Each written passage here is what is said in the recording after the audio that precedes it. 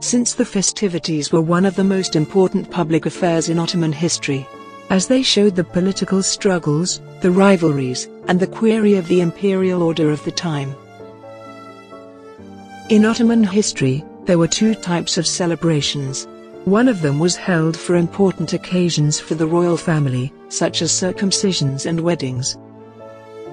And the other was held for political occasions, such as the celebration of victories.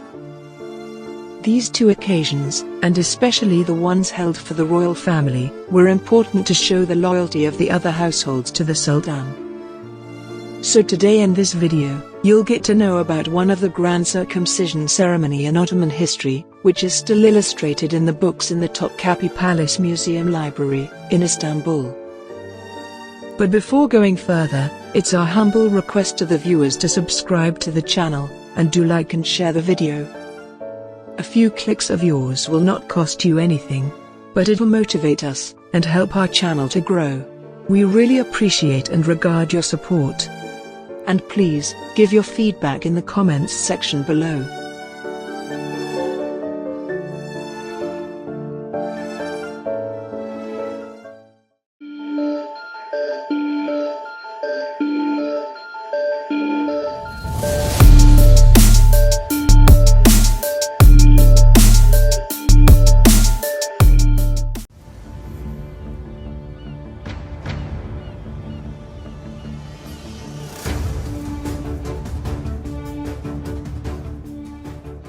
The circumcision festivity of Shahzadi Mehmed in 1582 was the most influential one in terms of its scale.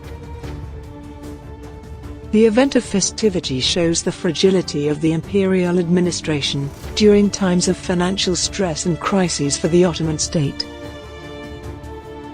and the relationship between Sultan Murad III and his son Shahzadi Mehmed, since their relationship was an example of the changing dynamics of the Ottoman reproduction strategies, by addressing in particular the festivity that was held for the circumcision of Shahzadi Mehmed. Sultan Murad III was the 12th Sultan of the Ottoman Empire, from 1574 until his death in 1595. He was the oldest son of Sultan Selim II, and his powerful wife Nur Banu Sultan, and he was the grandson of Sultan Suleiman the Magnificent.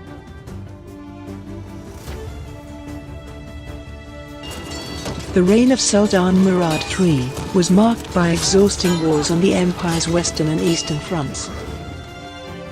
Even more ironically, his reign also saw the empire's expanding influence on the eastern coast of Africa. Of course, the reason behind this is hidden in the presence of competent viziers, such as Sokollu Mehmet Pasha, Koca Sinan Pasha, Lala Mustafa Pasha, and Ferhat Pasha, who commanded the military operations. His gap in the state authority was undermined by harem influences, more specifically, those of his mother, Nur Banu Sultan, and later of his favorite concubine, Safiye Sultan.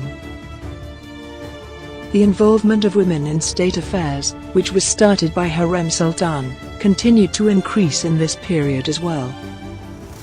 These interventions were not limited to the women in the harem.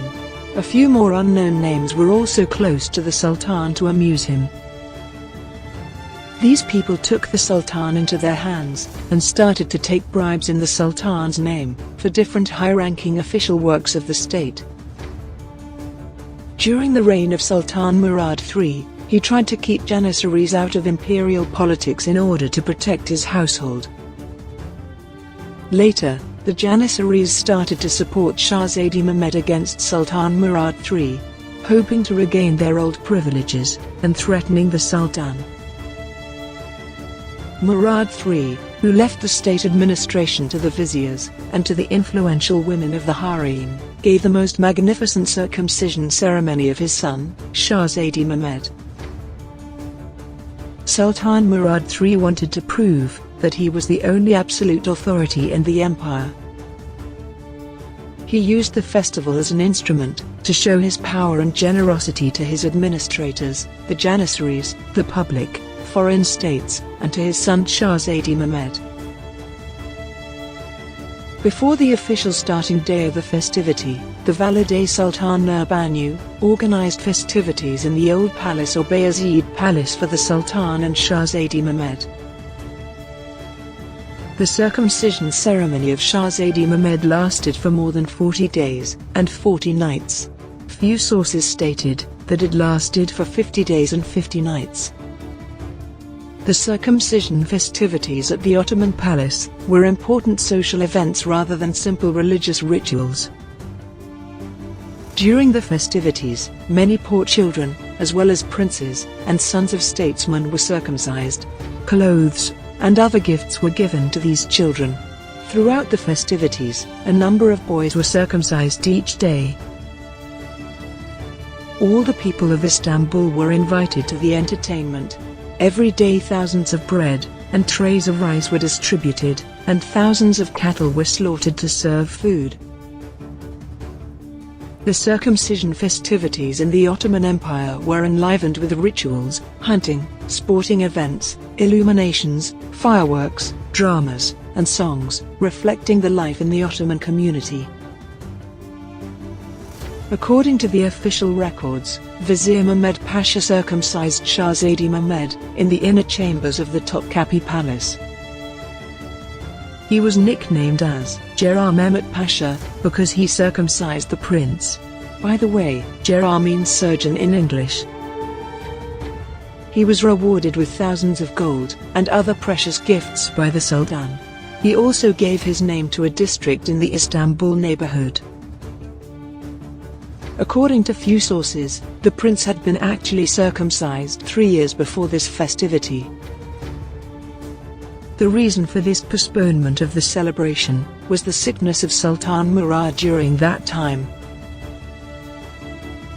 However, as it is made clear later, the real reason of the late celebration was the rivalry of the Sultan Murad and Shahzadi Mehmed in the imperial administration. This legendary circumcision ceremony was drawn and immortalized by the Ottoman miniaturists, and it was turned into a book called Sanayi Humayun, consisting of 250 pages, in the miniature style. This book, which illustrates this circumcision ceremony, is still in the Topkapi Palace Museum Library, in Istanbul.